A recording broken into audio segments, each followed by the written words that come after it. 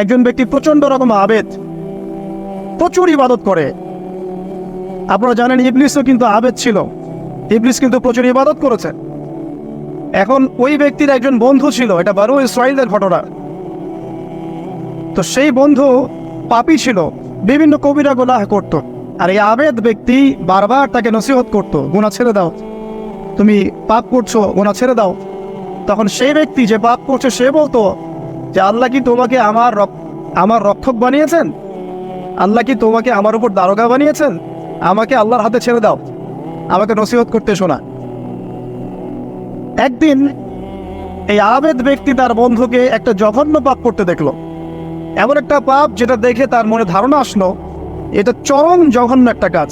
তখন সে মুখ ফসকে বলে ফেললো যে আল্লাহ তোকে আর মাফ করবে না, আল্লাহ তোকে জান্নাত দিবে না। আল্লাহ রাব্বুল আলামিন মালাকুল মউতকে এই দুজনের কাছে পাঠালেন, দুজনের রূহকে কবজ করা হলো। এবার আল্লাহ পাক তার সামনে তাদেরকে উপস্থাপন করে বললেন যে তোমাকে আমার রহমত সম্পর্কে কে গ্যারান্টি দিয়েছে যে আমি কাউকে রহমত করব কি করব না? যাও, আমি তোমাকে জাহান্নামে পাঠালাম, ওই ব্যক্তি যে আমার রহমত প্রত্যাশা করেছে আমি তাকে জান্নাত দিয়ে দিলাম। দেখুন, এই হাদিসটা শুনলে মনে হয় বাহ্যিক হয়তো বা মুখের একটা কথার কারণেই সে জাহান্নামে চলে গেল। আসলে বিষয়টা এমন নয়। বিষয়টা আমি আপনাকে বোঝাচ্ছি। বিষয়টা হচ্ছে ইবলিসের মতো। ইবলিস কিন্তু শুধু মন থেকেই বলেনি যে খলাকতানি মিন নার ওয়া খলাকতাহু মিন তিন, আমি কেন তাকে সিজদা করব আদমকে? আদম তো মাটির তৈরি আর আমি তো আগুনের তৈরি।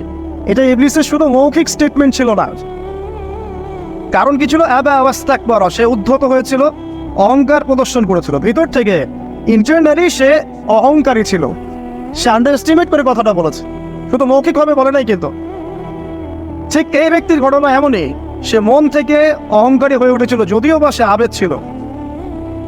এখানে আমরা যারা প্র্যাকটিসিং মুসলিম হওয়ার চেষ্টা করছি আমাদের জন্য এখানে নিদর্শন আছে।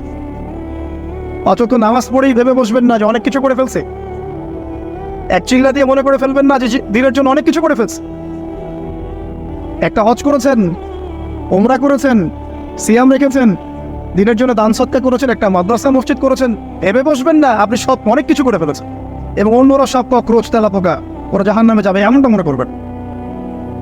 জানি না আমরা যে কার আমলের কতটুকু আল্লাহর কাছে কবুল হচ্ছে। তো এখানে এই ব্যক্তির সমস্যা ছিল এই, সে নিজের আমলটাকে অনেক ভারী মনে করছিল এবং সে স্টেটমেন্ট দিয়ে ফেললো যে তোকে আল্লাহ পাক মাফ করবে না। এই একটা কথা মন থেকে বলার কারণে তার ইহকাল পরকাল দুটা বরবাদ হয়ে গেল, সে জাহান্নামে চলে গেল।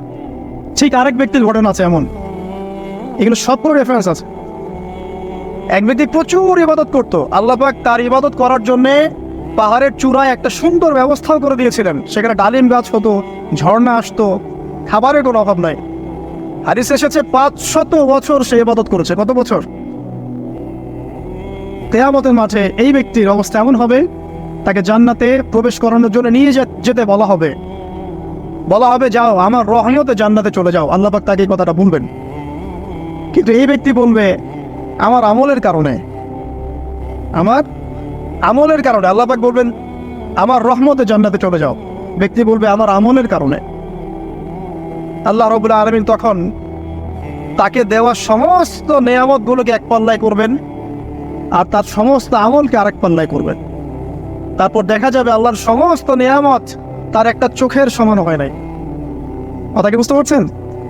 একটা চোখের যে নেয়ামত আল্লাহ পাকের, সমস্ত আমল ও 500 বছরের ইবাদত এতটুকু হয়নি।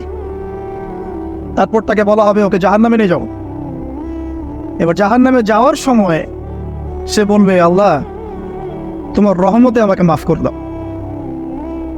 তখন আল্লাহ পাক তাকে আবার ডেকে নিয়ে আসবে, বলবেন যে তোমাকে যে আমি ইবাদত করার জায়গা করে দিয়েছিলাম, এটাকে তুমি নিজে করেছো না আমি করেছি? সে বলবে আপনি করেছেন। তোমাকে যে আমি সৃষ্টি করেছিলাম তখন কি তুমি কোনো আমল করেছিলে?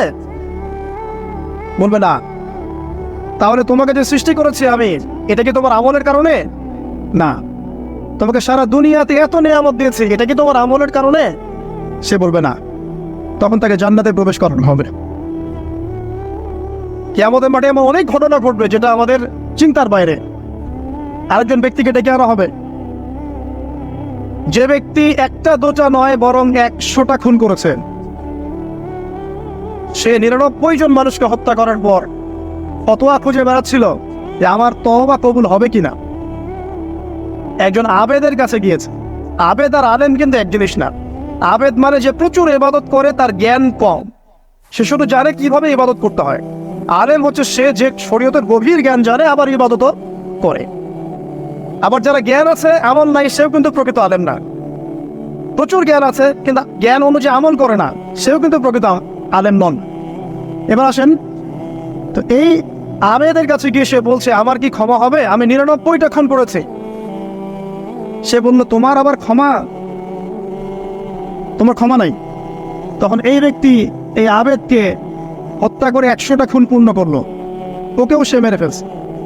আমার ক্ষমাই হবে না তো তোর বেঁচে থাকার কি দরকার, কি মর, কি বুঝতে পারলেন? বর্তমান বিশ্বের উগ্র মাথার পলিটিশিয়ানদের মতো অবস্থা। আমার দেশের সমস্যা, তোর দেশ পারমাণবিক বোমের উড়াই দিব, মানে এরকম একটা অবস্থা। তো আল্লাহ রাব্বুল আলামিন এই ব্যক্তির মধ্যে একটা চেতনা তৈরি করলেন যে আমাকে তওবা করতে হবে। সে তখন সার্চ করতে লাগলো আরো কোনো আলেম আছে কিনা। এরপর অনেক দূরে একজন আলেমের সন্ধান পাওয়া গেল। সে সেখানে গেল, তাকে গিয়ে বললো আমার কি ক্ষমা হবে? সে আলেম তাকে বললো হ্যাঁ, তোমারও ক্ষমা হতে পারে, যাও তুমি ইস্তেগফার করো এবং এই এলাকা থেকে অন্য এলাকায় চলে যাও। মানে যে এলাকায় তুমি অনেক দিন ছিলে, যেখানে তুমি অনেক পাপ কাজ করেছ, এখানে থাকার দরকার নাই, তওবা করে তুমি অন্য কোথাও চলে যাও, নতুন একটা জীবন শুরু করো। এখানে থাকতে হবে কি, তোমার স্মৃতিগুলো তোমাকে তাড়িয়ে বেড়াবে এবং মানুষ তোমাকে খারাপ নজরে দেখতেই থাকবে, তুমি তখন কষ্ট পাবে, এই জন্য তুমি চলে যাও। তো চলে যেতে যেতে সে রাস্তায় ইন্তেকাল করে। এবার তার রূহ নিবে কে? এই জন্য দুদল ফেরেশতা আসছেন, জান্নাতি এবং জাহান্নামী। তাদের মধ্যে বাক বিতর্ডা হচ্ছে কে রূহ নিয়ে যাবে। তো জাহান্নামের ফেরেশতারা বলছেন সে এতগুলো খুন করেছে, তার রূহটা আমরা নিই। আর জান্নাতি ফেরেশতারা বলছেন না, সে তওবা করতে এসেছিল, অতএব সে আল্লাহর অভিমুখী হয়েছে, তার রূহটা আমরা নিব। আল্লাহ পাক এখানে একটা কৌশল করলেন। আল্লাহ পাক ফেরেশতাদেরকে বললেন তোমরা রাস্তাটাকে পরিমাপ করে দেখো, যেদিকে যাচ্ছিল তার পরিমাপ বেশি নাকি যেখান থেকে এসেছে ওর পরিমাণ বেশি। আল্লাহ পাক জমিনকে আদেশ করলেন হে জমিন তুমি প্রশস্ত হয়ে যাও। এবার পরিমাপ করে দেখা গেল সে তওবার দিকে আসছিল, এর পরিমাণটা বেশি। এই একটা কাজের ওসিলা আল্লাহ পাক তাকে মাফ করে দেবেন। মনে রাখবেন এটা মৌখিক বিষয় ছিল না, সে মন থেকে ভিতর থেকে কিন্তু সে আল্লাহর প্রতি অনুগত হয়েছিল। এই মনের বিষয়টা আল্লাহ ছাড়া কেউ জানে না। আপনি দেখতে পারেন সমাজে অনেকে দাড়ি টুপি পাগড়ি জুব্বা সব লাগিয়ে ঘুরছে, তো বিশ্বাস করেন তাদের মনটা এমনও হতে পারে যে জানোয়ারের চেয়েও কুৎসিত, তেমনও হতে পারে। আবার আপনি দেখবেন সমাজে এমন অনেক মানুষ ঘুরছে যারা হয়তো অনেক পাপে লিপ্ত মনে হচ্ছে, কিন্তু মনের মধ্যে সততা আছে। আর যার মনের মধ্যে সততা আছে আল্লাহ বা কোনো না কোনো দিন ইনশাআল্লাহ তাকে হেদায়েত দিবে। এটা আমরা আমাদের অভিজ্ঞতা থেকেও দেখেছি। এমন অনেক মানুষকে আমরা দেখেছি যে ড্রাগ অ্যাডিক্টেড ছিল, মিউজিক করেছে, হারাম সম্পর্কের মধ্যে ছিল, নামাজ ঠিক মতো পড়ে নাই, কিন্তু যখনই আল্লাহর কথা আলোচনা হতো দেখতাম সে খুবই শান্তভাবে মন থেকে কথা শুনছে। এ কথা শুনতে শুনতে শুনতে একদিন মাশাআল্লাহ এখন দেখবেন যে চিল্লা দিয়ে বেড়াচ্ছে বিভিন্ন বসেন। আল্লাহ হেদায়েত দিয়েছে, সব ছেড়ে দিয়েছে। এরকম মানুষের অভাব নাই কিন্তু সমাজে। তো এখানে আল্লাহ পাকের রহমত বা দয়ার একটা উজ্জ্বল দৃষ্টান্ত দেখতে পারবেন। ঠিক এরকম আরো একটা ঘটনা আছে বনু ইসরাইলের। এক ব্যক্তি এত পাপ করেছে যে শেষে মৃত্যুর সময় সে সন্তানদেরকে ডাকছে, ডেকে বলছে যে আমি যখন মারা যাব আমার লাশটাকে তোমরা কবর দিও না, যদি আল্লাহ পাক আমাকে ধরতে পারেন তাহলে খবর আছে আমার। আর কি করতে হবে? সে বলছে যে আমার দেহটাকে তোমরা পুড়িয়ে ফেলবে এবং পুড়িয়ে ফেলার পরে ছাইগুলোকে একত্রিত করবা, করে অর্ধেক ছাই সমুদ্রে ভাসিয়ে দিবা, অর্ধেক ছাই বাতাসে উড়িয়ে দিবা। সন্তানরা তাই করলো। মৃত্যুর পর আল্লাহ পাক এই সমুদ্র এবং জমিনকে বাতাসকে আদেশ করলেন যে তোমরা ছাই জড়ো করে দাও। আর মানুষ আর জিন আল্লাহর কথা না শুনলেও এই প্রকৃতি আল্লাহ পাকের কথা শোনে। বিজ্ঞান বলে প্রকৃতি থেকে সব হচ্ছে। কি প্রকৃতি? প্রকৃতি কি, কাকে বলে?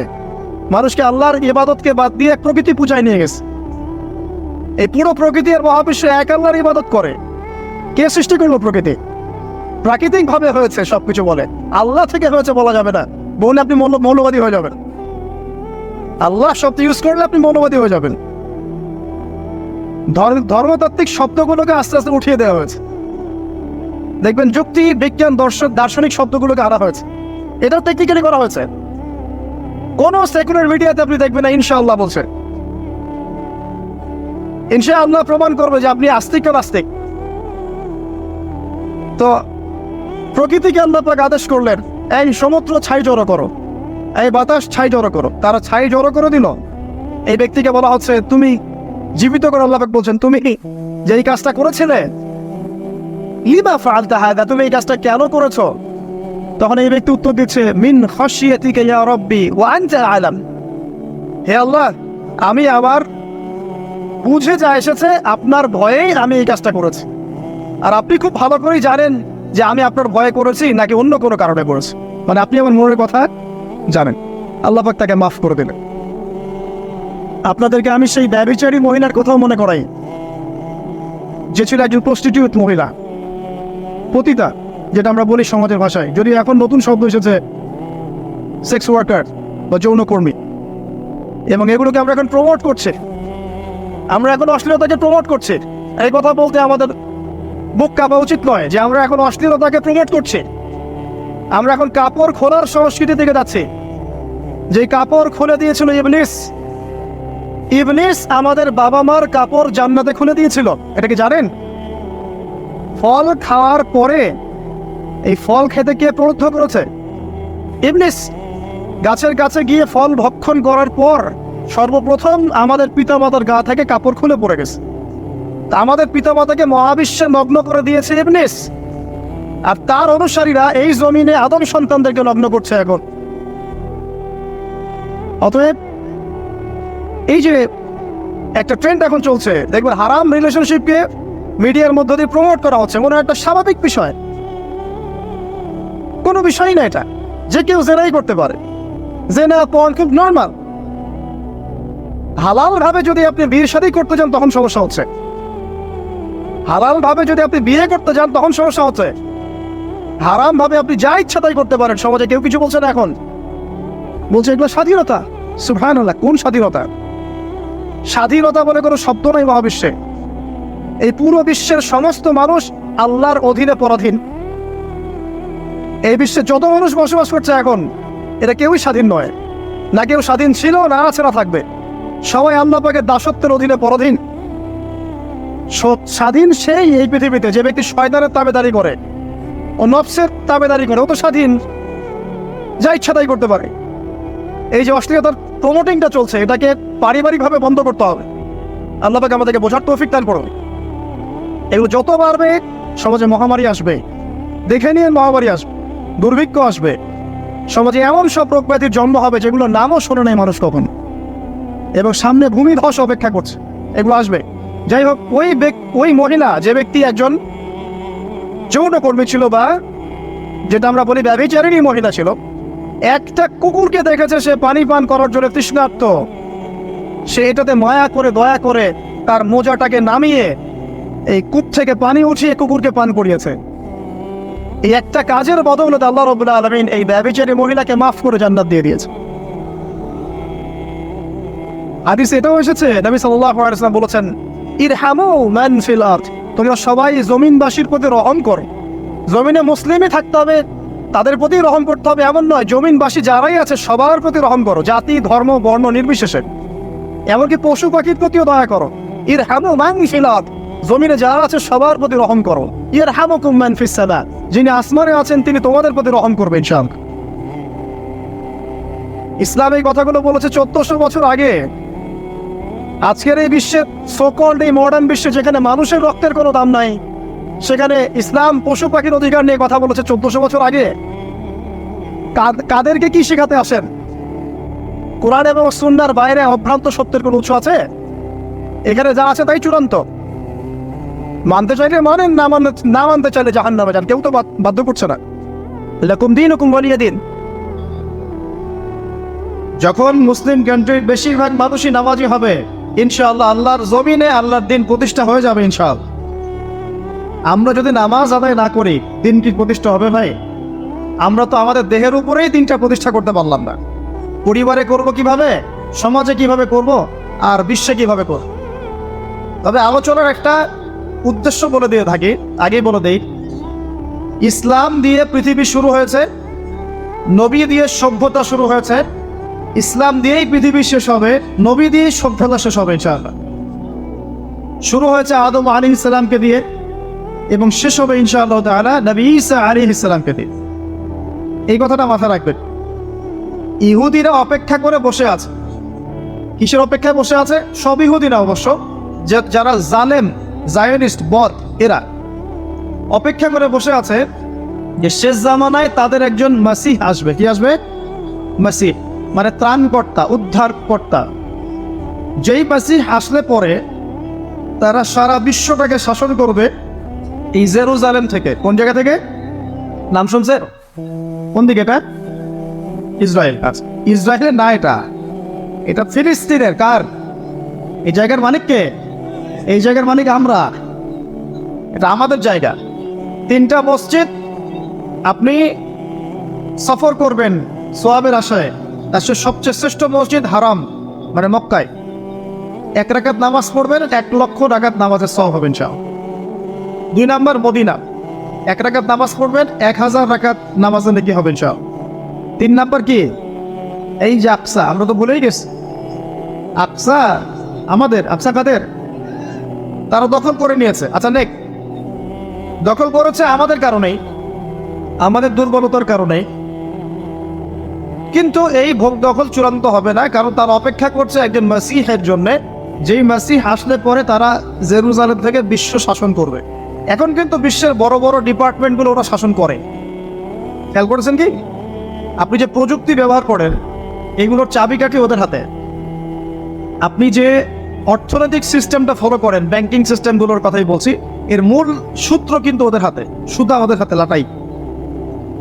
ইভেন আমরা যে পলিটিক্যাল সিস্টেমগুলো ফলো করি না, এইগুলোর তন্ত্রমন্ত্র ওরাই দিয়েছে। যে মিডিয়াগুলো আছে বিশ্বে বড় বড়, সবকিছু ওদের হাতে। ফাইন্যান্স বলে, ফাইন্যান্স মানে বাণিজ্য, ট্রেড, এগুলো ওদের হাতে। বিশ্বের বড় বড় সেক্টরগুলো ওরা শাসন করছে, এটা সত্য। আরেকটা মারাত্মক কথা হচ্ছে, বিশ্বকে শাসন করতে হলে কিছু অস্ত্র লাগে। কি লাগে? অস্ত্র শস্ত্র ছাড়া হবে না।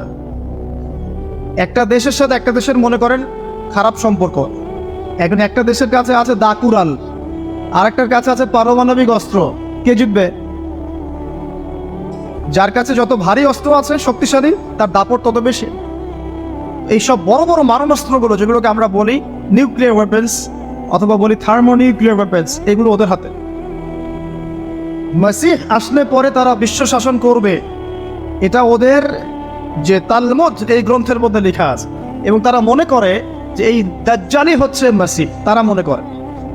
আর আমরা জানি হাদিস থেকে এই দাজ্জাল সত্যিকারের মাসিহ নয়। সত্যিকারের মাসিহকে ঈসা আলাইহিস সালাম।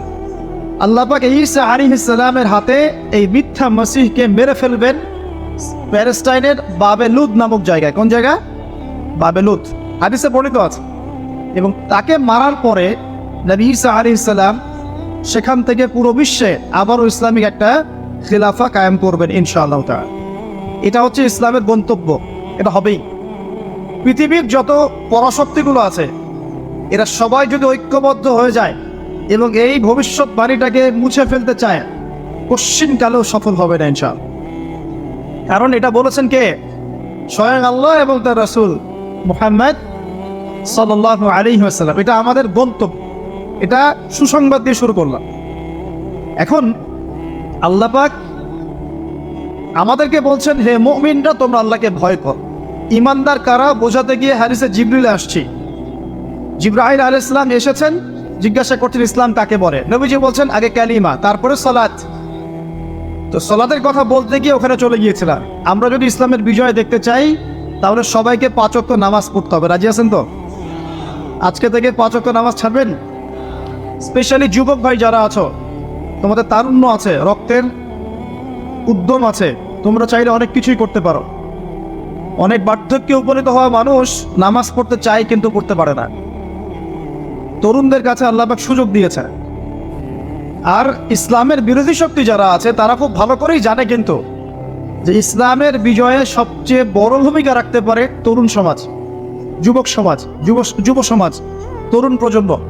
এ কারণেই তো দেখবেন তরুণ প্রজন্মকে তাদের উদ্দেশ্য থেকে সরিয়ে দেওয়ার জন্যে তারা আপনার সামনে অনেকগুলো টোপ দিয়ে দিয়েছে। দেখাবো টোপ কয়েকটা। 1 নম্বর টোপ দিয়েছে মেয়ে নারী জাতি। মেয়েদেরকে বেপর্দা করে তোমার সামনে উপস্থাপন করে দিয়েছে, ফ্রি মিক্সিং। এখন তুমি আর ইমান ধরে রাখতে পারছো না।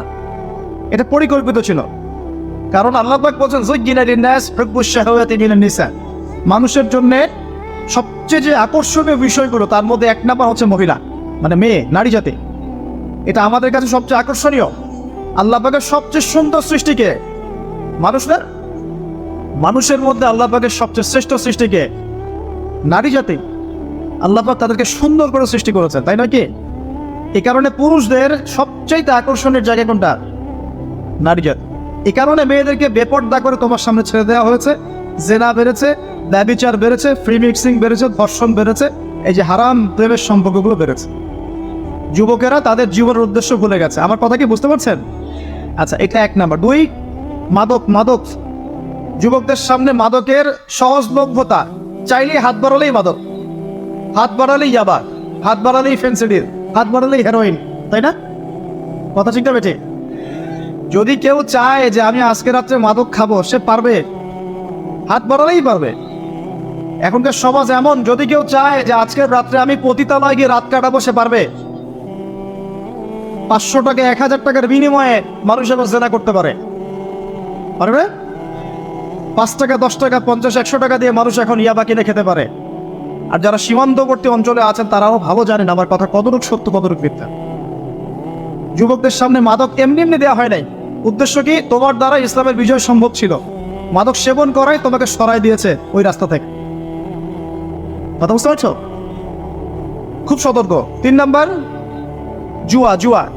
তোমার সামনে জুয়া দিয়ে দিয়েছে। জুয়া, ফুটবল বিশ্বকাপ হইলে জুয়া, IPL হইলে জুয়া, BPL হইলে জুয়া, ফুটবল FIFA হইলে জুয়া। জুয়া খেলে না মানুষ। আর যে যুব সমাজ তাদের জীবনের উদ্দেশ্য জানে না, তাদের পক্ষেই সম্ভব এইসব মেসি, আর্জেন্টিনা, ব্রাজিল এইসব নিয়ে ব্যস্ত থাকা।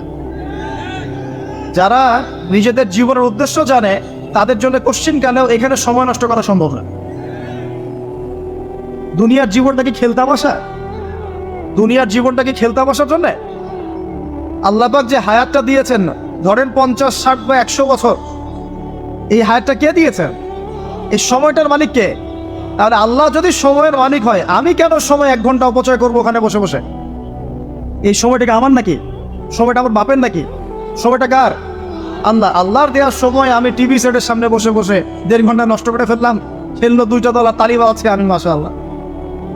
কালকে দেখলাম কক্সবাজার থেকে আসার সময় রাস্তা ব্লক, পুরা একটা দল জিতেছে, পুরো রাস্তা ব্লক, হাঁটা যাচ্ছে না, মিছিল পাগলের মতো। ভাই মোটরসাইকেলে ছুটছে, গাড়ি নিয়ে ছুটছে, সিগারেট খাচ্ছে, আরো যে কি খাচ্ছে, মেয়ে নিয়ে ঘুরছে, আর একটা পতাকা নিয়ে ঘুরছে। যে দেশের পতাকা নিয়ে ঘুরছে ওই দেশ জানেও না মনে হয় যে এই দেশে এই আমার সাপোর্টার আছে। হ্যাঁ, আর খেয়াল করে দেখবেন এই আয়োজনগুলো এখন করানো হচ্ছে মুসলিম দেশগুলোকে দিয়ে। মানে মুসলমানদের অবস্থা থেকে এখন মনে হচ্ছে সুবহানাল্লাহ, যে হারাম একটা কাজকে জায়েজ করার যে কত তরিকা বের হয়েছে এখন। একটা মুসলিম কান্ট্রি জিতেছে, মানে ভাবখানা এমন যে এই জেতার ফলে আমরা ইসলামী খেলাফত কায়েম করে ফেলেছি। একে ভাবখানা এমন যে কুফফারদের সাথে মনে হয় যুদ্ধ জিহাদ করে বিশ্বের বুকে ইসলাম কায়েম করে ফেলেছে। ভাবখানা এমন। এই স্টেডিয়ামগুলো করতে কত কোটি বিলিয়ন ডলার খরচ করতে হয়েছে, কত শ্রমিক যে এই স্টেডিয়ামগুলো বানাতে মারা গেছে তোমরা জানোই না। কি হচ্ছে এখানে? পশ্চিমারা আসছে, এনজয় করছে, খেলাধুলা হচ্ছে। বিষয়টা কি জানেন? আমাদেরকে এই খেলাধুলার অহেতুক কাজে ব্যস্ত করে দিয়ে ওরা ওদের এজেন্ডা বাস্তবায়ন করছে। দেখবেন যখন রমজান মাস আসে তখন দেখবেন মুসলিম কান্ট্রির উপর নির্যাতন বাড়ে। যখন বড় বড় ইভেন্ট হয়, ওয়ার্ল্ড কাপ, এইটা সেটা, দেখবেন ভিতরে মুসলিম কান্ট্রির উপর নির্যাতন বাড়তে থাকে। মানুষ একদিকে তাকায় থাকে আর একদিকে উদ্দেশ্য সাধন করতে থাকে। বুঝাচ্ছি বিষয়টা। আপনার 5টা বাচ্চা আছে মনে করেন, খুব জ্বালায়, কান্নাকাটি করে, হইচই করে। আর আপনি মোবাইল ফোনটা বের করে দিয়ে বলেছেন, বাবা বস, তোরা 5 জন মিলে একটা কার্টুন দেখ, আমি একটু কাজটা করি। দিয়ে দিলেন, ও কার্টুন দেখছে চুপচাপ, কেউ কোনো ডিস্টার্ব নাই। বুঝতে পারছেন? আর এই যে বাচ্চাগুলো কার্টুন দেখছে না, এগুলো হচ্ছে আমরা এখন। আর ওই যে কাজ করছে বা এটা হচ্ছে ওরা, পুষ্টি মারা। আমার কথা কি বুঝতে পারেন? আচ্ছা, আমি সহজ করার চেষ্টা করছি। প্রিয় যুবক ভাইরা, মেয়ে তো উন্মুক্ত করে দিয়েছেই, মাদক তো দিয়েছেই, জুয়া দিয়েছে, অহেতুক এসব খেলতামাশা দিয়েছে তোমার সামনে, তোমার সময় কেড়ে নেওয়ার জন্য, তোমার হায়াত কেড়ে নেওয়ার জন্য। তোমার মূল্যবান হায়াত, যে হায়াতটাকে তুমি আল্লাহর পথে দাওয়াতের কাজে ব্যয় করবা, দিন চর্চার কাজে ব্যয় করবা, আল্লাহর ইবাদতের কাজে ব্যয় করবা, আমর বিল মারুফ নাহি আনিল মুনকারের কাজ করবা, এই সময়টা ওরা কেড়ে নিয়েছে তোমার কাছে। বুঝতে পারছো না তুমি? আবার নেশা দিয়ে তোমার ভিতরটা নষ্ট করে ফেলেছে, জেনা দিয়ে তোমার অন্তরের নূর নষ্ট করে দিয়েছে, প্রিমিক্সিং দিয়ে জেনা এবং তোমার যে পবিত্রতা, চারিত্রিক পবিত্রতা নষ্ট করে দিয়েছে। আরও দিয়েছে পর্নোগ্রাফি। বেশিরভাগ যুব সমাজ এখন বাসায় গিয়ে রাতের বেলা পর্ন দেখে। দেখা যায় সারাদিন ভালো কাজ করে, বাসায় গিয়ে রাতের বেলা পর্ন দেখে। পর্নোগ্রাফি দেখে না বা দেখে নাই কখনো, এমন একটা ছেলে খুঁজে পাওয়া যাবে না। আর যখন আপনি এগুলোতে অভ্যস্ত হয়ে যাবেন, তখন শরীর খারাপ হয়ে যাবে, মন ভালো থাকবে না, আপনি একাকী গোপন পাপ করবেন, শরীর দুর্বল হয়ে পড়বে। একটা মেয়ের দিকে আপনি সম্মান চোখে তাকাতে পারবেন না, মনে হবে মেয়ে মানেই মনে হয় ভোগের বস্তু। পর্ণে আসক্ত যারা, তারা কোনো কাজে শান্তি পায় না, অস্থির। এমনকি তারা যদি বিয়ে শাদীও করে, তবু বৈবাহিক জীবনে সুখী হতে পারে না।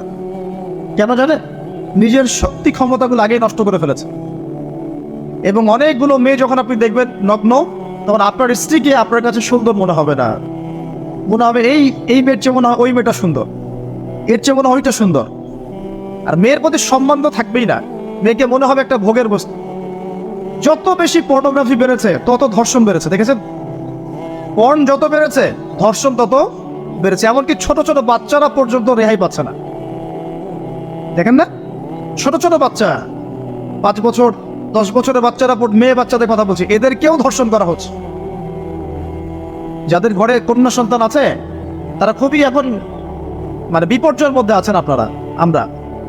কারণ সমাজটা তো নষ্ট হয়ে যাচ্ছে। আপনার মেয়েকে কতদিন ঘরে রাখবেন? বাইরে তো পাঠাতেই হবে। বাইরে পাঠালে দেখবেন মেয়ের সম্মান নাই, পর্দা নাই, মেয়েকে জোর করে ধর্ষণ করা হচ্ছে। বাসে, ট্রেনে, অটোতে, অমুকে তমুকে, ট্রাকে মেয়েকে ধর্ষণ করা হচ্ছে। আর প্রত্যেক ধর্ষকের তো আর ইসলামিকভাবে বিচার হচ্ছে না। হচ্ছে? যদি একটা এলাকায় ধর্ষণ হতো আর ধর্ষককে জনসমক্ষে ডেকে ফাঁসি দেওয়া হতো না, তাহলে দেখতেন যে ওই এলাকায় ধর্ষণ বাড়তো না, কমে যেত। যদি একটা এলাকার চোরদেরকে জনসমক্ষে নিয়ে এসে হাত কেটে ফেলা হতো, তাহলে বুঝতেন চুরি কাকে বল, ভয়ে চুরি করতে পারতো না।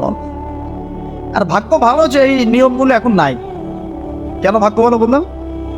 ভাগ্য ভালো কেন বললাম? কারণ এই নিয়ম যদি এই মুহূর্তে চালু করা হয়, এই মুহূর্তে যে এখন এই সেকেন্ডের মধ্যে চালু করা হয়, তাহলে অনেক বড় বড় রাঘব বোয়াল যারা আছে, ওদের হাত থাকবে না।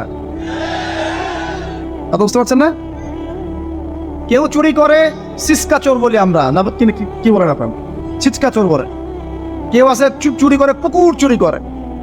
সিসকা চোরকে ধরতে পারলে রাস্তাঘাটে কি মাইকটা দেওয়া হয়, তাই না? মনে হয় যে নিজের শক্তি খাটানোর একটাই জায়গা চোর পিটান।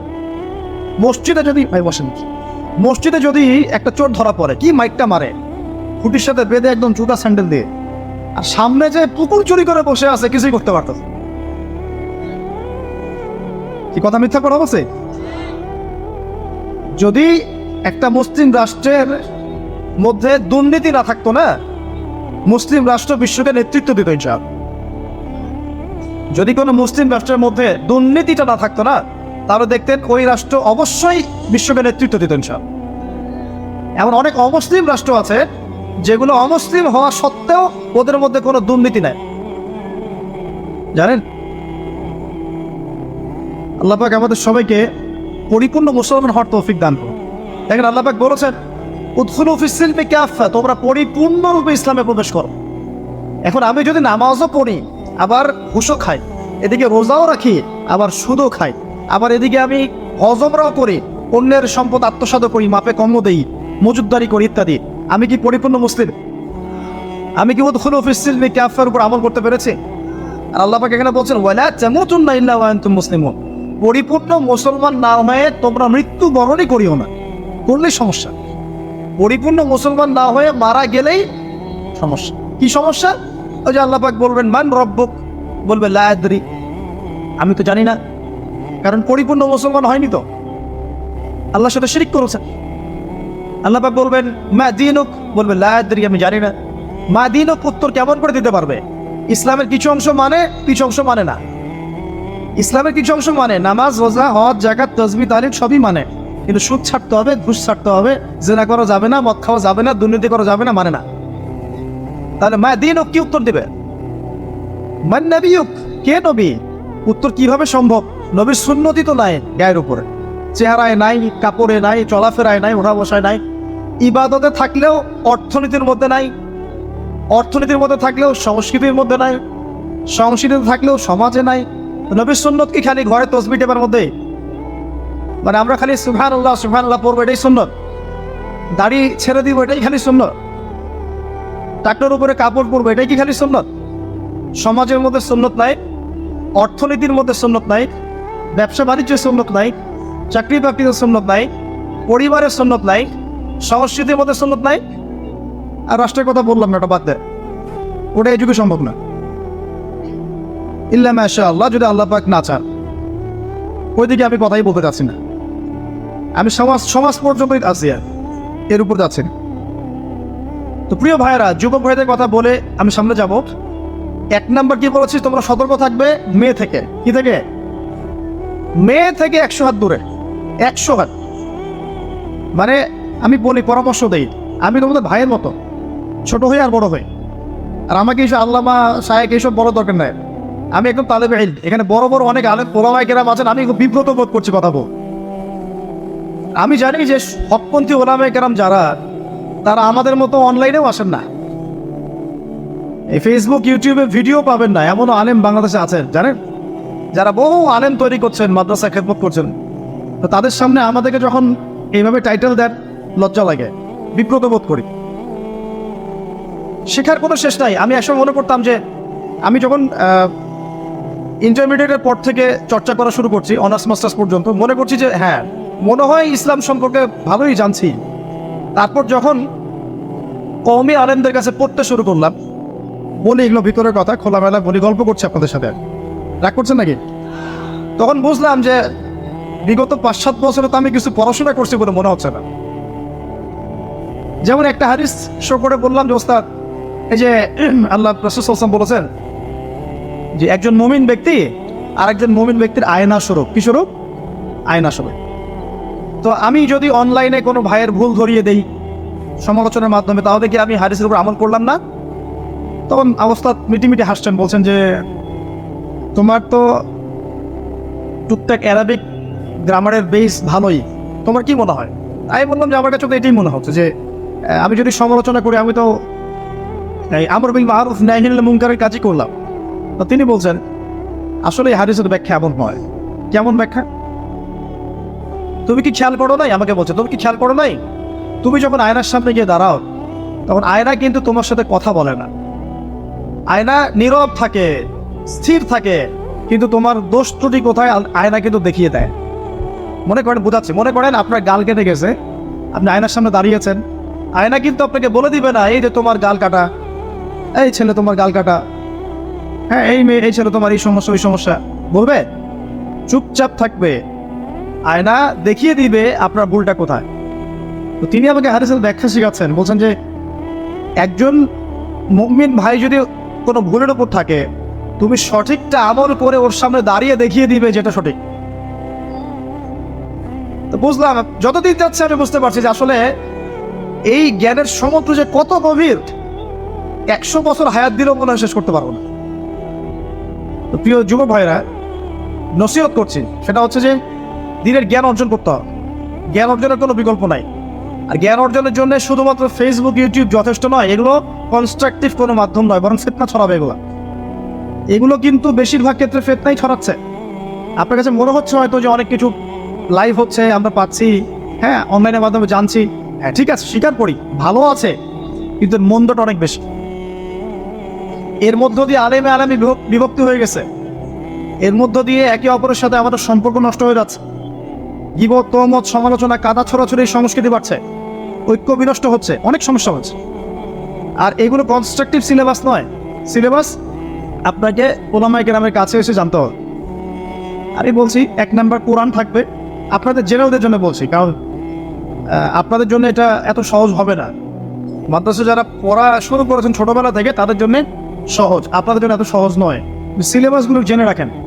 কোরআন পড়তে হবে আগে, পবিত্র কোরআনের বিশুদ্ধ তেলাওয়াত শিখতেই হবে, এবং প্রত্যেক দিন চেষ্টা করবেন 1 পৃষ্ঠা 2 পৃষ্ঠা আধা পড়া 1 পারা করে তেলাওয়াত করার জন্য। তেলাওয়াতের কোনো বিকল্প নাই, প্রত্যেক হরফে 10 নাকি পাবেন ইনশাআল্লাহ। এরপরে এর ভাষা আছে, কোরআনিক গ্রামার আছে, নামুসর। আর এই বইগুলো আপনি একা পড়তে পারবেন না, এই বইগুলো পড়তে হলে ওস্তাদ লাগবেই। এক একটা বই 2 বছর করে পড়তে হইতে পারে, পড়তে হবে। যদি আপনি কোরআন জানতে চান, বুঝতে চান, পড়তে হবেই। আর যদি মনে করেন না আমার এত জানা বোঝার দরকার নাই, সেটা আলাদা বিষয়, তখন আপনি ওলামায়ে কেরামের কাছে গিয়ে জিজ্ঞাসা করে মাসালা নিয়ে নেবেন। এখানে একটা কথা বলে দিই, এখন আবার একটা নতুন আমি ফিতনাই বলবো বের হয়েছে যে আলেম ওলামার প্রয়োজন নাই, কোরআন হাদিস বাসায় পড়বা, নিজে একা একাই মুস্তাহিদ হয়ে যাবা। অনেক দিনই ভাইকে দেখছি আমি, যুবক ইয়াং, তার আগে বিপদগামী ছিলেন, হেদায়েত হয়ে ইসলামের দিকে এসেছেন, এখন প্রথমেই সহিহ বুখারী টান দিয়ে পড়া শুরু করুন। কে বললো আপনাকে প্রথমে সহিহ বুখারী পড়তে? আপনি কি এক লাভ দিয়ে এই মেডিকেল সায়েন্সের বই পড়তে যাবেন? এত কঠিন কঠিন বই আগে কেন? এই বইগুলো পড়তে ওলামায়ে কেরামের 15-20 বছর সময় লাগে। 15-20 বছর সময় লাগে, 15 বছর বেশি বলে ফেলছে ভাই, আমাদের মতো হলে 20 বছর লাগে। কঠিন বই আগে না, আগে সহজ বইগুলো পড়তে হতো। তো ভাবখানা তখন দেখা যায় এমন, কয়েকটা হাদিসের কিতাব পড়ে, কোরআনের কিছু অনুবাদ করে, আলেম ওলামার আর দরকার নাই, কোনো মাযহাবেরও দরকার নাই, আমি নিজে একাই মুস্তাহিদ। এটা একটা ফিতনা চলছে। তো আমি বোঝাচ্ছি আপনাকে, একটা মাসআলা ধরেন আপনার সামনে আসলো, মনে করেন ওই যে আমি পেপার মানি নিয়ে কথা বলেছিলাম না, কাগজের টাকা, এরপর আসছে ক্রিপ্টোকারেন্সি। কি আসছে? নাম শুনেন নাই? ইলেকট্রনিক মানি তো চলে আসছে, যে ইলেকট্রনিক মানি দিয়ে আপনারা লেনদেন করছেন না, এরপরে আসবে ক্রিপ্টোকারেন্সি। ক্রিপ্টোকারেন্সি মানে বিটকয়েন। এগুলো ভবিষ্যৎবাণী না, কিন্তু কিছু মানুষ মনে করে এগুলো ভবিষ্যৎবাণী। এগুলো ভবিষ্যৎবাণী না, এগুলো বর্তমান। অলরেডি পৃথিবীর কিছু কিছু দেশে চলে আসছে, হয়তোবা এদেশেও অচিরে আসবে। তো মনে করেন এখন আপনি একজন সাধারণ মানুষ, ক্রিপ্টোকারেন্সি কি জিনিস আপনি বোঝেন না। এখন আপনি একজন আলেমের কাছে আসলেন, এসে বললেন যে হুজুর ক্রিপ্টোকারেন্সি কি জিনিস আমি বুঝি না, এটা হালাল না হারাম, জায়েজ না জায়েজ, কতটুকু রাখা যাবে না, মাসালা দেন। এখন আমি যদি আপনাকে বলি এই যে ভাই নেন কোরআন, এই যে তাফসীর ইবনে কাসির নেন, জালালাইন নেন, মারিফুল কোরআন নেন, এই যে বুখারী, মুসলিম, তিরমিজি, আবু দাউদ, নাসাই, সবগুলো নেন, বাসায় গিয়ে পড়াশোনা করে মাসালা বের করেন, পারবেন? সম্ভব কি? কে পারবে? যিনি মুস্তাহিদ। আর একটা সমাজের মধ্যে মুস্তাহিদ মানুষের সংখ্যা কতজন থাকে? অল্প কিছু। বেশিরভাগ মানুষই তো অন্ধ অনুকরণে তাকলিদ করতে হবে। তাই তখন এই যে আপনি আমার কাছ থেকে মাসআলাটা জানলেন, এই মাসআলা জেনে নেওয়াটা কি আপনার জন্য উচিত না অনুচিত? আপনার এই মাসআলা জেনে নেওয়াটা কি উচিত না অনুচিত? এই মাসআলা আমার কাছে বা আলেমের কাছে না জানলে কিভাবে শিখবেন আপনি? শেখার জন্য আপনাকে আসতে হবে না? এটাই মাযহাব, এটাই মাযহাব। এখানে বিভ্রান্তির কোনো সুযোগ নাই যে আমি এগুলো মানি না, আমি খালি বইপত্র একা একা পড়বো, আলেম হয়ে যাবে, সম্ভব না। যখন আমরা কলেজে পড়তাম অনেক সময় মনে হতো যে হয়তো বা সম্ভব, যখন পড়া শুরু করেছি তখন দেখছি যে না, এই সমুদ্রে ডুব দেওয়া কেবল শুরু, এর তলানে খুঁজে বের করতে 100 বছর লাগবে মনে হয়, আল্লাহ ভালো জানেন। আল্লাহু আকবার। দিনের জ্ঞান তো বেশি। আলী রাদিয়াল্লাহু আনহু একটা কথা বলে দেই, দিয়ে সামনে যাচ্ছি। আলী রাদিয়াল্লাহু আনহু শেষ বয়সে বলছেন, তাকে প্রশ্ন করা হচ্ছে যে আপনার কি কোনো দুঃখ আছে জীবনে? আলী রাদিয়াল্লাহু আনহু বলছেন যে আমি শুরু থেকে নবী সাল্লাল্লাহু আলাইহি ওয়াসাল্লামের পাশে ছিলাম, আমার দুঃখ নাই, তবে একটা মনের কষ্ট। কি? আমি যে জ্ঞানগুলো শিখেছি নবীর কাছ থেকে সাল্লাল্লাহু আলাইহি ওয়াসাল্লাম, সেই জ্ঞান বিতরণ করার জন্য কোনো পাত্র খুঁজে পেলাম না। কি গভীর কথা! যে জ্ঞান শিখেছি এটা বিতরণ করার পাত্রই খুঁজে পেলাম না। তাহলে পাত্র, আমরা তো পাত্র, জ্ঞান বিতরণ করবেন উলামায়ে কেরাম। পাত্র আমরা যদি পরিষ্কার না হয় জ্ঞান কিভাবে পাবেন? সম্ভব না। আরেকটা বিষয় বলে দেই, যখন আপনি জ্ঞানের চর্চায় মাঠে নামবেন, আল্লাহ পাক আপনার সম্মানার্থে ফেরেশতার পাখা আপনার পায়ের নিচে বিছিয়ে দিবে ইনশাআল্লাহ। আর যখন আপনি জ্ঞান চর্চা করে আলেম হবেন ইনশাআল্লাহ তাআলা, আপনার জন্যে আসমান জমিনের সমস্ত মাখলুক, এমনকি সমুদ্রের নিচের মাছ, গর্তের ভিতরের পিপিলিকা, সবাই আল্লাহর কাছে আপনার জন্য ইস্তেগফার করবে ইনশাআল্লাহ। একটা হাদিসে নবীজি বলেছেন যে আকাশের চাঁদটাকে তোমরা যেমন দেখো উজ্জ্বল অন্য নক্ষত্রগুলোর তুলনায়, ঠিক তেমনি সাধারণ মানুষের উপরে একজন আলেমের মর্যাদা এমন। তো প্রিয় ভাইয়েরা, যুবক ভাইদেরকে বলছি, স্পেশালি আজকের লেকচারটা স্পেশালি তোমাদের জন্য, যে এই ফাঁদগুলো থেকে বেঁচে থাকবে এবং এলেম অর্জন করবে। এলেম অর্জনের কোনো বিকল্প নাই, এবং এলেম অর্জনের জন্য সিলেবাস লাগবে। আর অনেক বইপত্র একা একা পড়তে পারবে না, আলেম ওলামাদের সংস্পর্শ লাগবেই, অন্যথায় পারবে না। এর পাশাপাশি আপনি সিরাতের বই পড়বেন, ইতিহাস পড়বেন, ইসলামিক অর্থনীতি পড়বেন, হ্যাঁ, ভূরাজনৈতিক প্রেক্ষাপটের বইগুলো পড়বেন, এগুলো ঠিক আছে। এবং জেনারেল লাইনে যেখানে পড়াশোনা করছেন, এই পড়াশোনাও কন্টিনিউ করবেন, এবং আপনার প্রতিভা দিয়ে আপনার জায়গা থেকেই ইসলামের খেদমত করবেন ইনশাআল্লাহ। পারা যাবে না? আল্লাহ তৌফিক দান করুন। যুবক ভাইদের সামনে এই ফাঁদ। কেন ফাঁদ? কারণ যুবক ভাইরা যদি জীবনের উদ্দেশ্য জেনে ফেলে এবং ইসলাম প্রতিষ্ঠার কাজে আত্মনিয়োগ করে, তাহলে কুফার শক্তি পালানোর জায়গা খুঁজে পাবে না ইনশাআল্লাহ। প্রিয় ভাইরা, আল্লাহ রাব্বুল আলামিন বলছেন মুমিনদেরকে, হে মুমিনরা, তোমরা আল্লাহকে ভয় করো। দেখুন, 6টা পিলারে বিশ্বাস না করা পর্যন্ত কেউ মুমিন হয় না। কয়টা পিলার? 1 নাম্বার হচ্ছে আল্লাহর প্রতি বিশ্বাস, 1 নাম্বার আল্লাহর প্রতি বিশ্বাস। 2, ফেরেশতা মণ্ডলীর প্রতি বিশ্বাস। 3, আসমানি কিতাব সমূহে বিশ্বাস। 4, নবী রাসূলগণের প্রতি বিশ্বাস। 5, পরকালের প্রতি বিশ্বাস। এবং 6, তাকদীরের ভালো মন্দের প্রতি বিশ্বাস। এই 6টা পিলারকে মনে বিশ্বাস করতে হয়, মুখে স্বীকৃতি দেওয়া লাগে, এবং কাজেও বাস্তবায়ন করতে হয়, তারপর আপনি মুমিন হবেন ইনশাআল্লাহ। আল্লাহ পাক বলছেন আমাদেরকে, এই মুমিনদেরকে, তোমরা আল্লাহকে ভয় করো, ভয় করার মতো ভয় করো। এটার ব্যাখ্যা কি? ভয় করা মানে কি? শুধু নেক আমল করা মানেই আল্লাহকে ভয় করা নয়। আল্লাহ পাকের যত নিষেধ আছে, এই নিষেধগুলো ছেড়ে দেওয়ার নাম হলো আল্লাহকে ভয় করা। যদি আমি নামাজ পড়ি, প্রমাণিত হবে না যে আমি আল্লাহকে ভয় করি। আর হারাম ছেড়ে নামাজ পড়েন, হালাল খেয়ে নামাজ পড়েন, প্রমাণ হবে আপনি আল্লাহকে ভয় করেন। নামাজ পড়াটা একটু সহজ কাজ, কিন্তু এই হারাম রিজিক ছেড়ে দেয় এত সহজ কাজ নয়। রোজা রাখা সহজ কাজ তুলনামূলক, কিন্তু সুদ ঘুষ ছেড়ে দেওয়া এত সহজ কাজ নয়। তাসবিহ তাহলিল করা সহজ কাজ, কোরআন তেলাওয়াত করা সহজ কাজ তুলনামূলক, কিন্তু ওই বোনের সম্পত্তি তাকে ফিরিয়ে দেওয়া এত সহজ নয়। অন্য মুসলিম ভাইয়ের মান সম্মান রক্ষা করা এত সহজ নয়। পরিবারে পর্দা এবং নামাজ কায়েম করা এত সহজ নয়। এবং এই সুদ ঘুষ দুর্নীতি অন্যের সম্পদ আত্মসাৎ থেকে বের হয়ে আসা এত সহজ নয়। তাকওয়া মানে কি? পরিপূর্ণরূপে ইসলামে প্রবেশ করা, আল্লাহ পাকের যাবতীয় হুকুম আহকাম মেনে চলা, আদেশও এবং নিষেধও। আল্লাহ পাক বলেন শেষে, ওয়ালা তামুতুন্না ইল্লা ওয়া আনতুম মুসলিমুন। একজন নবীর কথা খালি বলবো, বিশৃঙ্খলা করেন না, একটু ধৈর্যের সাথে বসেন। আমরা খুব লম্বা আলোচনা করবো না, একটু বসেন, শেষ করে দিচ্ছি আস্তে আস্তে। আর যদি কারো কোনো প্রশ্ন থেকে থাকে, এভাবে চিরকুট আকারে আমাদের এখানে দিতে পারেন ইনশাআল্লাহ। মুসলিম না হয়ে মৃত্যুবরণ করো না। আল্লাহ পাকের কালাম পবিত্র কোরআনের মধ্যে সূরা হজ নামে একটা সূরা আছে। এখানে আল্লাহ পাক সূরা হজের মধ্যে ইব্রাহিম আলাইহিস সালামের কথা বলছেন যে হুয়া সাম্মাকুমুল মুসলিমিন। ইব্রাহিম আলাইহিস সালাম সেই নবী যিনি তোমাদের নাম মুসলিম দিয়েছেন। কি দিয়েছেন? মুসলিম। আচ্ছা, ইব্রাহিম আলাইহিস সালামের 2টা ঘটনা বলবো খালি, আমি আপনাকে ইসলাম দেখাচ্ছি কি জিনিস। দেখুন, তার স্ত্রীকে আল্লাহ পাক বলছেন রেখে আসো, হাজেরা আলাইহিস সালামকে রেখে আসো মক্কার কাবা ঘরের কাছে, যেখানে কোনো মানুষ নাই, কোনো খাবার পানি কিচ্ছু নাই, সাথে ছোট সন্তান ইসমাইল। দেখেন, রেখে আসার সময় কিন্তু ইব্রাহিম আলাইহিস সালাম আল্লাহকে বলেন নাই যে আল্লাহ আমি আমার স্ত্রী সন্তানকে ওখানে কেন রেখে আসবো, এর পিছনে যুক্তি কি, এর পিছনে বিজ্ঞান কি, এর পিছনে দর্শন কি জিজ্ঞেস করেছিলেন? আল্লাহ পাক বলেছেন সামি'না আতা'না। সন্তান বড় হয়েছে, আল্লাহ পাক বলছেন তাকে জবাই করতে হবে। তিনি সন্তানকে গিয়ে বলছেন ইয়া বুনাইয়া ইন্নী আরা ফিল মানামি আন্নী আযবাহুক, আমি স্বপ্নে দেখছি তোমাকে জবাই করছি, ফানজুর মাযা তারা, তোমার কি রায় আমাকে বলো। সন্তান বলছে এবার ইয়া আবাতি, হে আমার আব্বা, ইফআল মা তু'মার, আপনাকে যে আদেশ করা হয়েছে সে আদেশ আপনি পালন করেন। সাতাজিদুনি ইনশাআল্লাহু মিনাস সাবিরিন, ইনশাআল্লাহ আপনি আমাকে ধৈর্যশীল পাবেন। কে বলছে এটা? ইসমাইল। ইসমাইলের মধ্যে কি এখনকার তরুণদের জন্য আদর্শ নাই?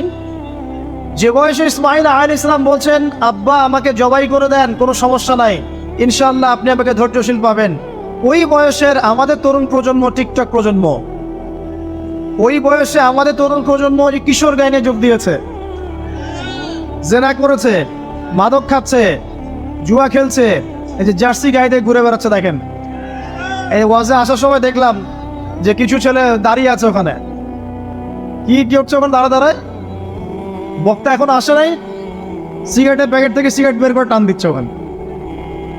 বক্তা যখন আসেন টান টান দিয়ে যায়, তারপর বসে। মাদক বলতে কি বোঝো তোমরা? খালি গাঁজা, ইয়াবা, ফেন্সিডিলই মাদক? সিগারেটটা মাদক না? এই জর্দা খাই, এটা কি মাদক না? এগুলো মাদকের মধ্যে পড়ে, এগুলো ফ্যাশন হয়ে গেছে এখন। আল্লাহ পাক তোমাদেরকে এগুলো থেকে হেফাজত করুন। আমি দেখেন ইসমাইল বলছেন, হে আমার আব্বা আমাকে আপনি জবাই করে দেন, যদি আল্লাহ আদেশ করে থাকেন, আমাকে ধৈর্যশীল পাবেন ইনশাআল্লাহ। মা বোনদের জন্য বলছে এখানে একটা কথা, দেখুন প্রিয় মা বোনরা ভালো করে শুনুন। দেখুন ইসমাইল আলাইহিস সালামকে কিন্তু তার বাবা বড় করেন নাই। ইসমাইল আলাইহিস সালাম বড় হয়েছেন মক্কায় তার মায়ের কাছে, হাজরা আলাইহিস সালামের কাছে। আর ইব্রাহিম আলাইহিস সালাম থাকতেন সিরিয়ায়, শামে, তার আরেক স্ত্রী সারা আলাইহিস সালামের সাথে। তিনি যাওয়া আসা করতেন। আর তখনকার যাওয়া আসা এত সহজ ছিল না, তখন কোনো মোটর যান ছিল না। তো দেখুন যেমন মা তেমন সন্তান। কেমন মা? হাজরা আলাইহিস সালামকে বলা হচ্ছে যে তোমাকে এখানে রেখে যেতে আল্লাহ আদেশ করেছেন। তো হাজরা আলাইহিস সালাম বলছেন, এখানে তো কোনো পানিও নাই, কোনো খাবারও নাই, আপনি এখানে আমাদেরকে একা ফেলে যাচ্ছেন ইব্রাহিম আলাইহিস সালাম বলছেন আল্লাহর আদেশ, কিছু করার নাই। এখন হাজরা আলাইহিস সালাম বলছেন, আচ্ছা যদি আল্লাহ আদেশ করে থাকেন তাহলে ইনশাআল্লাহ আল্লাহ আমাদের হেফাজত করবেন, আল্লাহর প্রতি আমি পূর্ণ তাওয়াক্কুল করলাম। কে বলছেন? হাজরা। এই হাজরা আলাইহিস সালামের দেখেন এখানে তো কোনো খাবারই নাই, পানিও নাই, এক মশক পানি, একটু খাবার, দ্রুতই শেষ হয়ে গেল। শেষ হওয়ার পর তিনি ছোটাছুটি করছেন, suffer Marwah, suffer Marwah, suffer Marwah, কোথাও যদি একটু পানি পাওয়া যায়। কি তাওয়াক্কুল আল্লাহর প্রতি, ছোটাছুটি করছেন। বাচ্চা ইসমাইল কান্নাকাটি করছে। মায়ের এই ছোটাছুটি আল্লাহর কাছে এত পছন্দ হয়েছে, যতদিন হজ থাকবে এই হাজরা আলাইহিস সালামের স্মৃতির সাথে জড়িত এই সাই থাকবে। এবং এই ঘটনা আল্লাহর কাছে এত পছন্দ হয়ে গেল যে আল্লাহ পাক জিবরাইল আলাইহিস সালামকে পাঠিয়ে জামজাম কূপের পানি বের করে দিলেন, যেই কূপের পানি জীবনে কখনো শেষ হয় না, পানি খেলে খিদাও লাগে না। চিন্তা করে দেখেন, গ্যালন গ্যালন পানি যাচ্ছে, গ্যালনের পর গ্যালন জামজাম থেকে প্রত্যেক দিন। এমনকি মদিনায় গেলেও আপনি জামজামের পানি পাবেন, মসজিদে কুবায় গেলেও জামজামের পানি পাবেন। আর পৃথিবীর বিভিন্ন জায়গায় তো আমরা নিয়ে আসছি, শেষ হয়েছে? পানির স্তর 1 ইঞ্চি পর্যন্ত নিচে নামে নাই, নেমেছে? দেখেন আল্লাহর প্রতি যখন মানুষ পূর্ণ তাওয়াক্কুল করে তখন আল্লাহর মারিফত নেমে আসে। যখন মানুষ আল্লাহর প্রতি পূর্ণ তাওয়াক্কুল করে ফেলবে তখন আল্লাহ পাক আধ্যাত্মিকত্ব দিয়ে দিবেন সব। এটা কি বিজ্ঞান দিয়ে ব্যাখ্যা করা যায়? একজন ফেরেশতা আসলো, পাখা দিয়ে আঘাত করলো, মাটি থেকে ঝর্ণা বের হওয়া শুরু হলো। এখনকার বিজ্ঞান বিশ্বাস করবে? কোনো যুক্তি দর্শন বিশ্বাস করবে? করবে না। এই যে মা, তাওয়াক্কুল কাটিনী মা, তার গর্ভ থেকে জন্ম নিয়েছে ইসমাইলের মতো সন্তান, যে বলছে আব্বা আমাকে জবাই করতে চাইলে করে দেন, কোনো সমস্যা নাই, আল্লাহর ইনশাআল্লাহ আপনি আমাকে ধৈর্যশীল পাবেন। এই জন্য বলি, আমাদের পরিবারের মায়েরা যদি হাজরা আলাইহিস সালামের মতো হতে না পারে তাহলে ইসমাইলের মতো প্রজন্ম তৈরি হবে না। অতএব প্রিয় মা ও বোনেরা, একটা নসিহত যথেষ্ট আপনাদের জন্য, যে নিজেরা হাজরা আলাইহিস সালামের মতো আল্লাহর প্রতি পূর্ণ তাওয়াক্কুল কারিনী হয়ে যান, নামাজ ছাড়িয়েন না। কোনো মহিলা যদি মাত্র 4টা কাজ করতে পারে, নবী সাল্লাল্লাহু আলাইহি ওয়াসাল্লাম বলেছেন জান্নাতে যাওয়ার জন্য সবগুলো দরজা খুলে দেওয়া হবে। 1 নাম্বার, কোনো মহিলা যদি 5 ওয়াক্ত নামাজ পড়ে, এখানে শুধু ফরজ নামাজের কথা বলা হচ্ছে, নফলের কথাও বলা হচ্ছে না। 2 নাম্বার, যদি একজন মহিলা রমজান মাসে সওম রাখে, ফরজ সওম, ফরজ রোজা, নফল রোজার কথাও বলা হচ্ছে না। 3 নাম্বার, যদি মহিলা, একজন নারী যদি তার সতীত্বকে হেফাজত করতে পারে, পর্দা মেনে চলতে পারে। এই পর্দা বলতে আমরা ডিজিটাল বোরখা বোঝাচ্ছি না। পোশাকটা এমন হবে না যে পোশাক পরেও গায়ের কাঠামো কতটুকু আটোসাটোটা বোঝা যায়, এই বোরখা চলবে না। বোরখা এমন হবে না, পোশাক এমন হবে না যে বাহির থেকে ভিতরের অঙ্গ দেখা যায়, এই বোরখা চলবে না। পোশাক এমন হবে না যে পোশাকটা পুরুষদের পোশাকের সাথে সাদৃশ্য আছে, গেঞ্জি টি শার্ট পরা যাবে না। পোশাকটা এমন হবে না যেই পোশাকটা অমুসলিমদের সংস্কৃতির সাথে বা ধর্মীয় কালচারের সাথে সাদৃশ্য আছে, এমন পোশাকও চলবে না। যদি কোনো নারী 3 নাম্বার তার লজ্জাস্থানের হেফাজত করতে পারে, মানে শারঈ পর্দা মেনটেন করতে পারে, আর পর্দা করে যদি কলেজে গিয়ে আর ইউনিভার্সিটিতে গিয়ে সহি প্রেমে লিপ্ত হন, তাহলেও পর্দা হবে না। কথা বোঝাতে পারছি না মনে হয়। পর্দা করেও যদি ইউনিভার্সিটিতে গিয়ে গ্রুপ স্টাডি করতে হয় গায়ের মাহরামের সাথে, এই পর্দাও চলবে না। পর্দা মানে পর্দা। পর্দা করে যে দুলা ভাইয়ের সাথে কুটুস কুটুস গল্প করা শুরু করে, রিডিস পিটিস, চলবে না পর্দা। দেবর আর ভাবি, এখন দেখেন না, দেবর ভাবি, শালি দুলা ভাই, চাচাতো ভাই চাচাতো বোন, কোন জায়গায় সমাজ গিয়েছে জানেন? এমনও নিউজ বাংলাদেশে এসেছে, নাউজুবিল্লাহ বলতে বলতে রুচুতে বাঁধে, যে বাবা মেয়ের সাথে পর্যালোচনা করে ফেলেছে। এই ঘটনা জানেন না? বাংলাদেশে একাধিক ঘটনা ঘটেছে। আস্তাগফিরুল্লাহ, ইন্না লিল্লাহি ওয়া ইন্না ইলাইহি রাজিউন। কোন যুগে আছেন চিন্তা করেন। কেউ কারো থেকে বাদ না, শিক্ষকের সাথে ছাত্রী, ছাত্রর সাথে শিক্ষিকা, বস আর কলিগ, মহিলা কলিগ বস, মহিলা বস, পুরুষ কর্মচারী, হ্যাঁ অমুক কর্মকর্তা তমুক কর্মকর্তা। মাঝখানে একটা সিসিটিভির ফুটেজ পাস হয়ে গেল, দেখলেন না কি হইল? মনে আছে? ভুলে গেছেন কেন? একটা টাইটেল, একটি সিসি ক্যামেরা সারা জীবনের কান্না, মনে নাই? ভুলে গেছেন আপনারা? হ্যাঁ, এই যে মনে আছে। তো কে কার থেকে বাদ? ফুফাতো ভাই, চাচাতো বোন, হ্যাঁ খালাতো বোন, খালাতো ভাই, মানে কাজিন, দেবর ভাবি, শালাদুল্লাহ ভাই, শালিদুল্লাহ ভাই, সব দেখবেন যারা করতেছে না। পরকিয়া তো নিত্যদিনের ব্যাপার। পরকিয়া না করলে এখন পেটের ভাতই হজম হয়। বাসায় একটা স্ত্রী আছে, বাইরে 3-4টা মেয়ের সাথে টাঙ্কি মেরে বেড়াবে, কোনো সমস্যা নেই। সমস্যা কোথায় বলি? সমস্যা হচ্ছে যদি আপনার স্ত্রী থাকে একজন নেককার বা সতীসাধী নারী থাকে, এবং তার পারমিশন নিয়ে যদি আপনি আরেকটা বিয়ে করতে যান, সমস্যা আছে। হালালভাবে বিয়ে করলে সমস্যা, বাইরে টাঙ্কি মেরে বেড়াবেন, কোনো সমস্যা নেই। বাসায় একটা স্বামী আছে, বাইরে আরো 2-4টা ছেলের সাথে ফোনে কথা বলে, কোনো সমস্যা নেই। আমরা এখন কি করি জানেন? আমরা জেনাকে প্রমোট করি, নগ্নতাকে প্রমোট করি, আর বিয়ে হালাল জিনিসগুলোকে আমরা ঢেকে দেই, বাধা দেই। বিয়ে করতে চান, দেখবেন বাধা পাবেন। জেনা করতে চান, বাধা পাবেন না। হ্যাঁ, বিশ্বাস করছেন না? বিয়ে করতে যে দেখেন খালি কত বাধা আসে, আর জেনা করতে চান, কোনো বাধা নেই। মদ খাইতে চান, কোনো বাধা নাই। লিগ্যাল কিছু পতিতালয় আছে আমাদের দেশে, লিগ্যাল, এবং তাদেরকে পতিতা বললেও মানুষ রাগ করে। এখন বলতে হবে যৌনকর্মী, সেক্স ওয়ার্কার। কেন?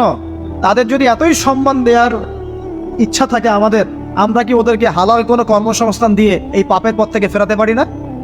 ঠুনকো আবেগ দেখাও মিয়া, বাইরে খালি কিছু টাকা পয়সা ইনভেস্ট করে একটা প্রজেক্ট হাতে নিয়ে এই মেয়েদেরকে, মহিলাদেরকে যদি একটা ভালো কর্মসংস্থানের ব্যবস্থা করে, ওরা কি জেনা করবে নাকি? ও তো টাকার জন্য করে, পেটের দায়ে করে। কোনো মেয়ে কি চায় নিজের ইজ্জত মানুষের কাছে বিক্রি করতে? কোনো মেয়ে চায় না। প্রিয় দিনী বোনেরা, পোশাক এই 4টা মূলনীতি মেনে চলবেন। পোশাক এমন হবে না, আটো পোশাক চলবে না, পাতলা পোশাক চলবে না, বাইরে থেকে ভিতর দেখা যায়। পুরুষের পোশাক চলবে না, এবং অমুসলিমদের সাদৃশ্য আছে এমন পোশাক চলবে না। আপনি বাসায় কি পোশাক পরে থাকেন, আমরা এখানে তো কোনো রকম ইন্টারফেয়ার করতে যাচ্ছি না। বাইরে যদি গায়রে মাহরামদের সাথে বের হন, সামনে বের হন, তাহলে অবশ্যই আপনাকে এই পর্দা মেনটেন করে আসতে হবে। এটা ইসলামিক লস। আর আল্লাহর আইন যদি আপনি না মানেন, আপনার কবর আপনার, আমার কবর আমার। ফাযাক্কির ইন্নামা আনতা মুযাক্কির, উপদেশ দাও তুমি, শুধু উপদেশ দাতা। লাস্তা আলাইহিম বিমুসাইতির, তুমি কারো প্রতি দারোগা নও। আমাদের দায়িত্ব জাস্ট প্রচার করা। বাল্লিগু আন্নী ওয়ালাউ আয়া, একটা আয়াত জানলেও খালি প্রচার করে দাও, দ্যাটস অল।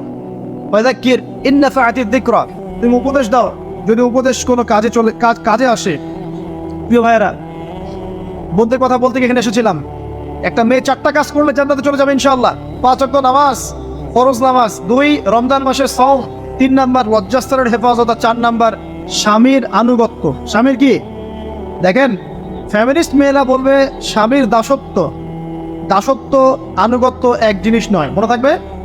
দাসত্ব আনুগত্য এক জিনিস নয়। আনুগত্য মানে কি? আনুগত্য মানে আপনার স্বামী আপনাকে কোরআন সুন্নাহর মতো চালানোর চেষ্টা করছে, আপনি এটা ফলো করবেন, আনুগত্য। আর আপনার স্বামী যদি আপনাকে কোরআন সুন্নাহর বাইরে যদি বলে যে আসো, অফিসের কলিগরা আসছে, আমার টেবিলে খাবার পরিবেশন করো, যাবেন না আপনি? আনুগত্য করবেন না? আপনার স্বামী বলছে যে সুন্দর করে সাজুগুজু করো, তো আজকে ঘুরে আসি সাজেক, ঠিক আছে? বাইকের পিছনে বসে আপনাকে নিয়ে যেতে যাচ্ছে, আপনি যাবেন না? বলবেন যে এরকম সাজুগুজু করে গায়রে মাহরামদের সামনে যাওয়া জায়েজ নাই। আনুগত্য কি? কোরআন সুন্নাহ সমর্থিত কাজে আপনি স্বামীকে ফলো করবেন, আনুগত্য। স্বামী যদি এমন কোন আদেশ করে যে আদেশটা কোরআন সুন্নাহর বাইরে যায়, আপনি এখানে কোনো আনুগত্য নাই। একটা হাদিস আছে, লা তুআতারি মাখলুক ফি মা'সিয়াতিল খালিক, মানে স্রষ্টার অবাধ্যতায় সৃষ্টির কোনো আনুগত্য নাই। আল্লাহর অবাধ্যতা